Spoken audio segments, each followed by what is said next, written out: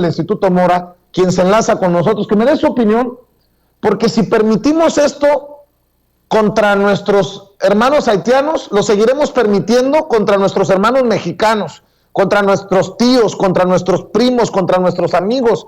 Y es que, a ver, tampoco nos sorprenda. ¿Cuántas veces hemos escuchado de un agente de la patrulla fronteriza que balea de muerte a un paisano mexicano, incluso del lado mexicano?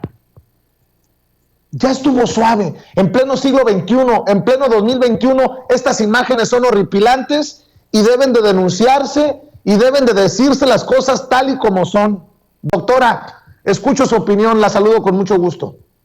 Ay, Vicente, pues estos temas siempre son muy difíciles porque, bueno, pues obviamente hay un componente humano muy duro y bueno, saludo a todos y ya me metí de lleno, pues, ¿no? Ya me seguí con lo que estás comentando.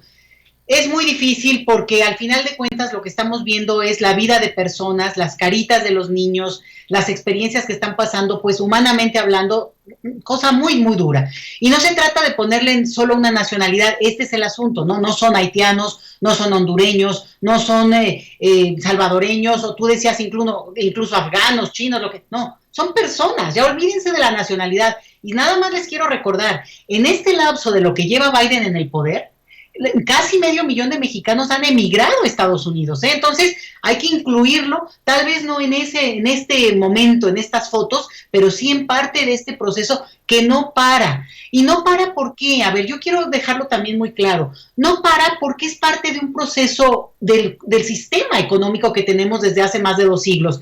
La migración ha acompañado al proceso capitalista contemporáneo y es una de sus expresiones más duras. Es una parte de la explotación económica, es una forma también de aprovechar lo máximo la mano de obra barata, joven, porque también, vean esto, hay un componente de edad que alimenta estos flujos migratorios. Entonces, es una parte muy dura, digo, a lo mejor estoy siendo muy general en este sentido, pero ahora bajémoslo. Pensemos en lo que ha pasado toda esta gente que ha cruzado a lo largo de todo un territorio, y alguien puede decir, bueno, pues ¿para qué se van? Pues ¿cómo que para qué se van? Justamente están resistiendo a condiciones duras, difíciles, que pensaron que no tienen por qué soportarlas, y que en la experiencia migratoria, que ahí entra el otro componente, el componente de un país que es en este caso Estados Unidos, se ha alimentado históricamente desde su origen con la llamada a la migración. Ellos han vivido, y parte del éxito económico estadounidense, yo les diría que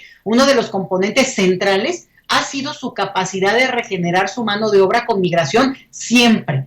Lo que pasa es que aquí también se suma un hecho de discriminación muy fuerte. No es lo mismo los componentes de las diásporas de ciertas regiones que cuando se ha tratado de grupos, por ejemplo, europeos, ¿no? Que en su momento fueron una de las bases de la inmigración en Estados Unidos. Entonces, bueno, el punto aquí es que el escenario de este momento lo que nos muestra son imágenes que también aquí quiero decirte, Vicente, y tú me vas a dar la razón, es que si fueran nuevas, o nunca vistas en la historia, pero es que solamente cuando se ve en la tele, cuando lo vemos en imágenes, entonces sí, se desborda la humanidad entera y hay una reacción.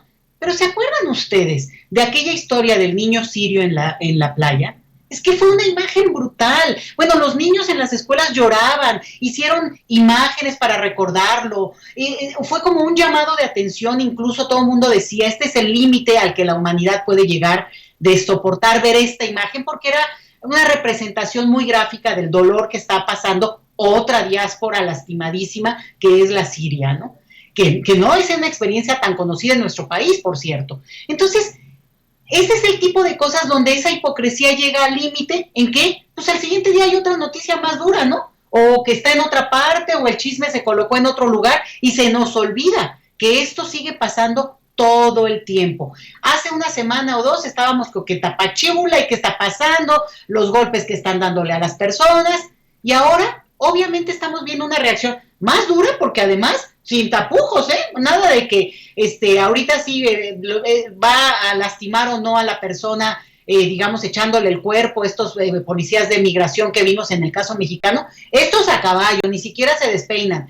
Y ahí yo les diría, hay cantidad miles de documentos, de ensayos, de trabajos de investigación periodística, de investigadores, de los propios gobiernos, del número de gente que ha quedado en ese cruce fronterizo entre México y Estados Unidos desde hace décadas.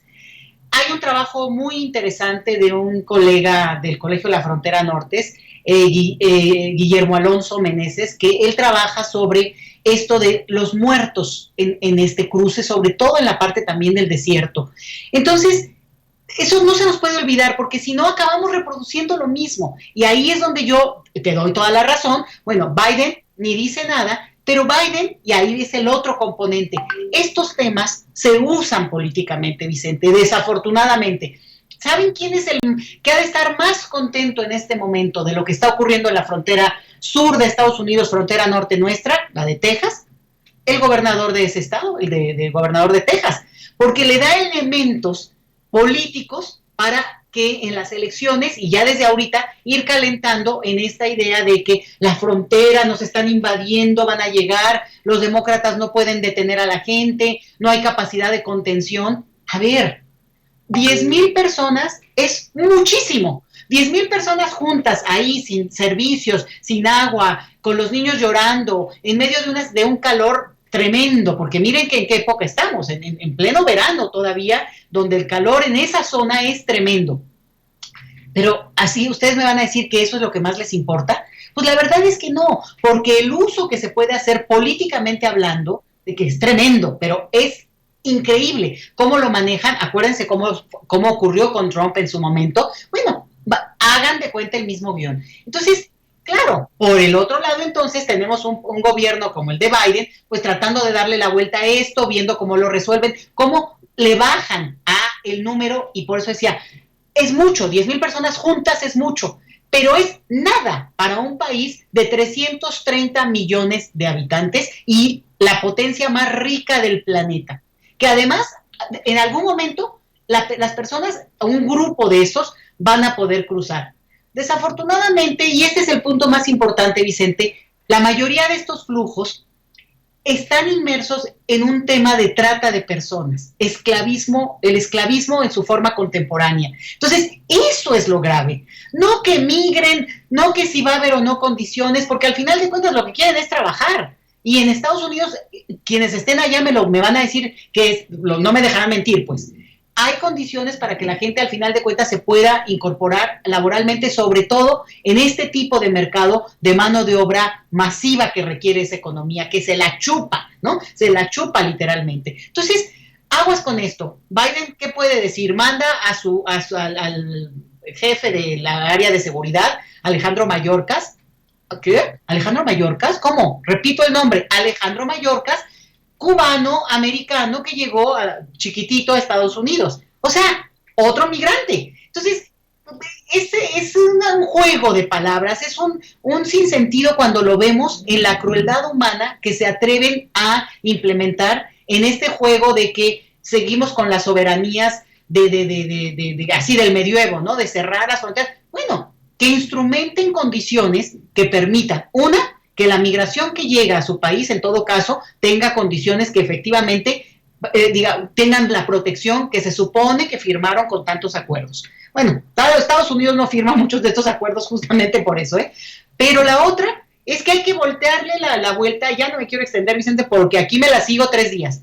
El tema de las condiciones de los países de origen, que muchas veces son, digamos, víctimas de la explotación que han sufrido a manos, si no directamente de los gobiernos, en algunos casos sí, pero de estas agencias internacionales o de estas multinacionales que han ido a exprimir literalmente la economía, sobre todo, digamos, todas las cuestiones naturales de estos países. Entonces, estamos viviendo el resultado de una historia y tenemos que enfrentarlo porque nos tocó en esta época, Vicente, querido.